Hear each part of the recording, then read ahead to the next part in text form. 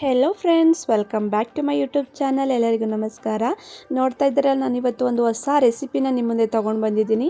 ಇದು ರೆಸ್ಟೋರೆಂಟ್ ಸ್ಟೈಲಲ್ಲಿ ಮಾಡ್ತಕ್ಕಂಥ ಕಡಾಯಿ ಪನ್ನೀರ್ ಆಗಿರುತ್ತೆ. ಬನ್ನಿ ಇದನ್ನು ಹೇಗೆ ಮಾಡೋದಂತ ನೋಡೋಣ. ಮೊದಲಿಗೆ ನಾನಿಲ್ಲಿ ಪನ್ನೀರ್ ತೊಗೊಂಡಿದ್ದೀನಿ. ಅದನ್ನು ಈ ಥರ ಕ್ಯೂಬ್ಸ್ ಆಕಾರದಲ್ಲಿ ಕಟ್ ಮಾಡಿ ಇಟ್ಕೊಂಡಿದ್ದೀನಿ.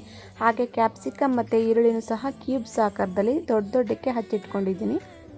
ನಂತರ ಇಲ್ಲಿ ರುಬ್ಬೋದಕ್ಕೆ ಶುಂಠಿ, ಬೆಳ್ಳುಳ್ಳಿ, ಗೋಡಂಬಿ ಹಾಗೂ 2 ಟೊಮೊಟೊ, 1 ಈರುಳ್ಳಿನ ಸಣ್ಣದಾಗಿ ಹಚ್ಚಿಟ್ಕೊಂಡಿದ್ದೀನಿ. ಇಷ್ಟೇನೋ ಒಂದು ಮಿಕ್ಸಿ ಜಾರ್ಗೆ ಹಾಕ್ಕೊಂಡು ಫೈನಾಗಿ ಇದನ್ನು ರುಬ್ಕೋಬೇಕಾಗತ್ತೆ.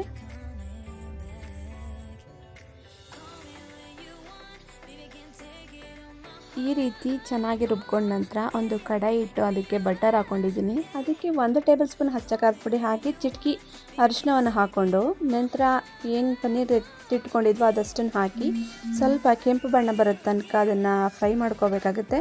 ಅದಕ್ಕೆ ಹಚ್ಚಿಟ್ಕೊಂಡಿರ್ತಕ್ಕಂಥ ಕ್ಯಾಪ್ಸಿಕಮ್ ಹಾಗೆ ಈರುಳ್ಳಿನೂ ಹಾಕಿ ಅದು ಹಾಗೆ ಚೆನ್ನಾಗಿ ಇದು ಕೆಂಪು ಬಣ್ಣ ಬರೋ ತನಕ ಅದನ್ನು ಚೆನ್ನಾಗಿ ಹುರ್ಕೋಬೇಕಾಗುತ್ತೆ. ಹುರ್ಕೊಂಡು ಅದಕ್ಕೆ ರುಚಿಗೆ ತಕ್ಕಷ್ಟು ಉಪ್ಪು ಹಾಕಿ ಚೆನ್ನಾಗಿ ಮಿಕ್ಸ್ ಮಾಡಿ ಮತ್ತು ಅದನ್ನು ಒಂದು ಪ್ಲೇಟ್ಗೆ ಶಿಫ್ಟ್ ಮಾಡಿಕೊಂಡು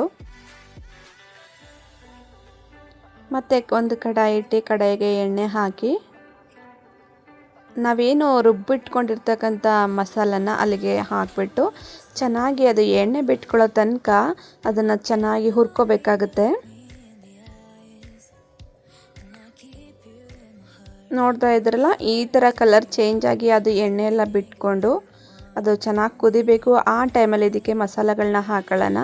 1 ಟೇಬಲ್ ಸ್ಪೂನ್ ಅಚ್ಚ ಖಾರದ ಪುಡಿ, ಹಾಗೆ 1 ಟೇಬಲ್ ಸ್ಪೂನ್ ಗರಂ ಮಸಾಲ, ಒಂದು ಅರ್ಧ ಟೇಬಲ್ ಸ್ಪೂನ್ ಧನಿಯಾ ಪುಡಿ, ಹಾಗೆ ರುಚಿಗೆ ತಕ್ಕಷ್ಟು ಉಪ್ಪು ಹಾಗೆ ಅರಿಶಿಣವನ್ನು ಹಾಕಿ ಚೆನ್ನಾಗಿ ಅದನ್ನು ಮಿಕ್ಸ್ ಮಾಡ್ಕೋಬೇಕು.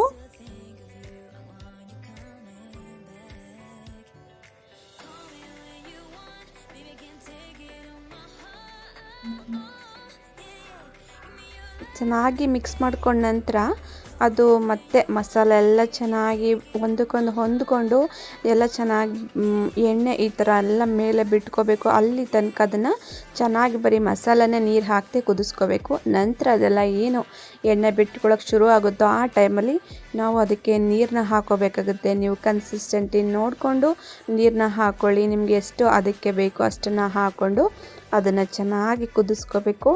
ಚೆನ್ನಾಗಿ ಕುದಿಸ್ಕೊಂಡ ನಂತರ ಅದಕ್ಕೆ ನಾವೇನು ಫ್ರೈ ಮಾಡಿ ಇಟ್ಕೊಂಡಿರ್ತಕ್ಕಂಥ ಪನ್ನೀರ್ ಹಾಗೆ ಕ್ಯಾಪ್ಸಿಕಮ್ ಈರುಳ್ಳಿ ಇರುತ್ತಲ್ಲ ಅದನ್ನು ಅಲ್ಲಿಗೆ ಹಾಕಿ ಚೆನ್ನಾಗಿ ಒಂದು ಒಳ್ಳೆ ಮಿಕ್ಸ್ ಕೊಟ್ಟು ಅದನ್ನು ಸಹ ಒಂದು ಲಿಡ್ ಕ್ಲೋಸ್ ಮಾಡಿ ಅದನ್ನು ಸಿಮ್ಮಲ್ಲಿಟ್ಟು ಕುದಿಯಕ್ಕೆ ಬಿಡಬೇಕು.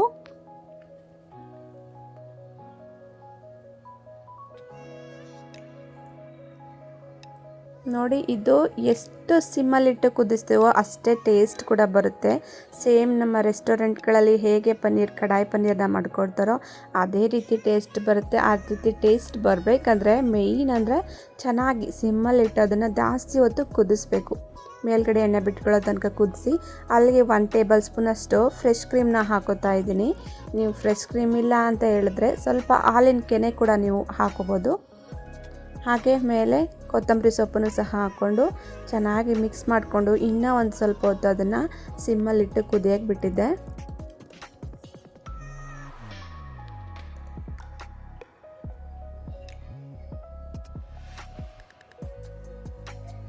ನೋಡ್ತಾ ಇದ್ರಲ್ಲ ಎಷ್ಟು ಚೆನ್ನಾಗಿ ಎಲ್ಲ ಕುದ್ದು ಆಯಿಲೆಲ್ಲ ಮೇಲೆ ಬಂದಿದೆ. ಈ ರೀತಿ ಬಂದಾಗ ಅದು ಪರ್ಫೆಕ್ಟಾಗಿ ರೆಡಿ ಆಗಿದೆ ಅಂತ. ನೋಡ್ತಾ ಇದ್ದೀರಲ್ಲ ಎಷ್ಟು ಟೇಸ್ಟಿಯಾದ ಕಡಾಯಿ ಪನ್ನೀರ್ ರೆಡಿ ಆಗಿದೆ. ನಾನು ಇದನ್ನು ಇವಾಗ ಸರ್ವ್ ಮಾಡ್ಕೊಳ್ತಾ ಇದ್ದೀನಿ. ತುಂಬ ಟೇಸ್ಟಿಯಾಗಿ ಕೂಡ ಇತ್ತು ಇದು. ನೀವು ಸಹ ನಿಮ್ಮ ಮನೆಯಲ್ಲಿ ಟ್ರೈ ಮಾಡಿ ಹಾಗೆ ಹೇಗೆ ಬಂತು ಅಂತ ನನಗೆ ಕಮೆಂಟ್ಸ್ ಮುಖಾಂತರ ತಿಳಿಸಿ. ನಿಮಗೆ ಈ ವಿಡಿಯೋ ಇಷ್ಟ ಆದಲ್ಲಿ ಪ್ಲೀಸ್ ಒಂದು ಲೈಕ್ ಮಾಡಿ, ಶೇರ್ ಮಾಡಿ, ಕಮೆಂಟ್ಸ್ ಮಾಡಿ. ಯಾರೆಲ್ಲ ಸಬ್ಸ್ಕ್ರೈಬ್ ಮಾಡ್ಕೊಳ್ದೆ ನೋಡ್ತಾ ಇದ್ರೋ ದಯವಿಟ್ಟು ಸಬ್ಸ್ಕ್ರೈಬ್ ಮಾಡ್ಕೊಂಡು ನೋಡಿ. ಹಾಗೆ ಇನ್ನೊಂದು ಇಂಟ್ರೆಸ್ಟಿಂಗ್ ಆಗಿರ್ತಕ್ಕಂಥ ವಿಡಿಯೋ ಜೊತೆ ನಾನು ನಿಮ್ಮ ಮುಂದೆ ಬರ್ತೀನಿ. ಅಲ್ಲಿವರೆಗೂ ಬಾಯ್, ಟೇಕ್ ಕೇರ್.